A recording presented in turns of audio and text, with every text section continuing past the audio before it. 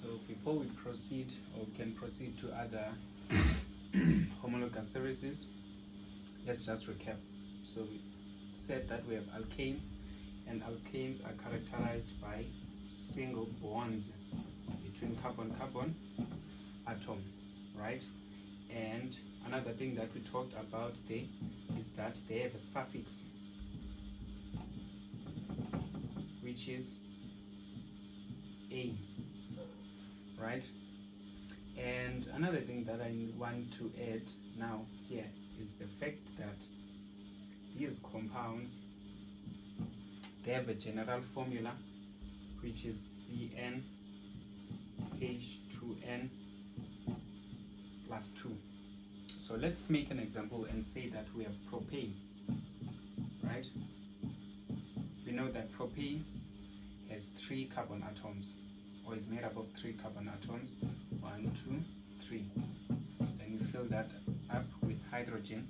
When you want the molecular formula, you can use the general formula, which will say that we have CnH2n plus 2.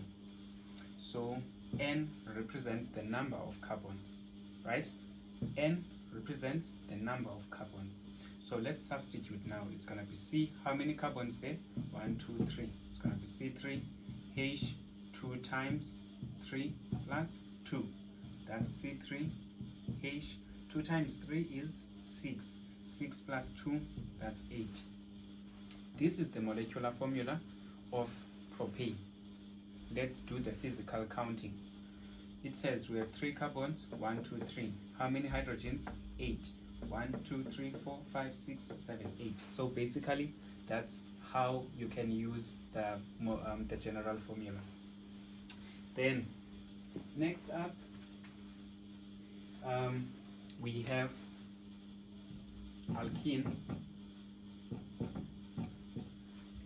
which has double bond between carbon-carbon atoms and has a suffix of "in" with a general formula of CnH2n.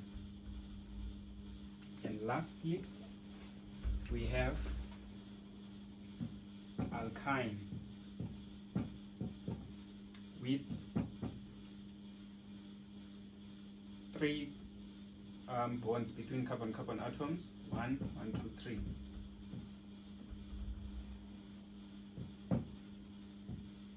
Sorry. Remember that our carbon bonds how many times? 4 times. 1, 2, 3, 4. 1, 2, 3, 4. Right. And we regard all of these, we regard all of these as what? As hydrocarbons. Let's not forget that all of these are what? Are hydrocarbons. Where we said that hydrocarbons are compounds that are made up of carbon and hydrogen only. If in your definition you do not have that only, then your answer will be wrong. So it's very, very important to include that only when defining hydrocarbons. All right. Now let's proceed to the next group of our homologous series. We did hydrocarbons, and we talked of saturated as well as unsaturated hydrocarbons, whereby we said that unsaturated are the ones with double and triple bonds, but the saturated one only have single bonds between carbon-carbon atoms. So the next one in line, we call them haloalkanes. Haloalkanes. Now, if you look here, we have 2 groups of, or basically 2 groups. It's a combination, whereby it is a combination of halogens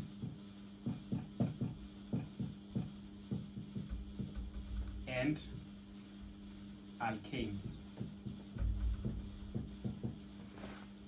right? And we know the properties of alkanes. there's single bonds between carbon-carbon atoms. They end with a general formula of CnH2n plus 2. Now, what are halogens? Halogens are basically a group, these atoms, which is, they will include, it's your chlorine, your bromine, your iodine.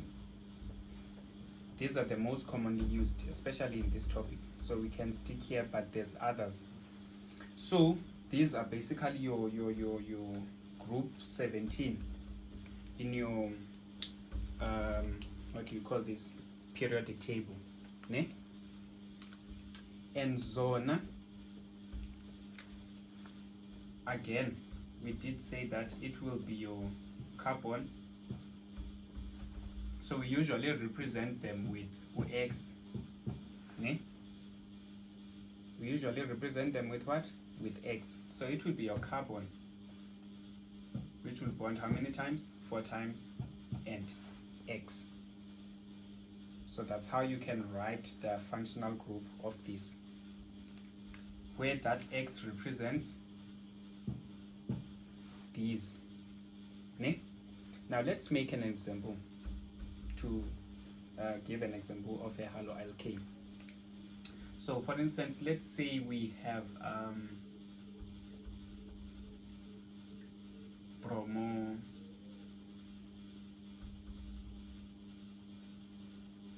bromomethane.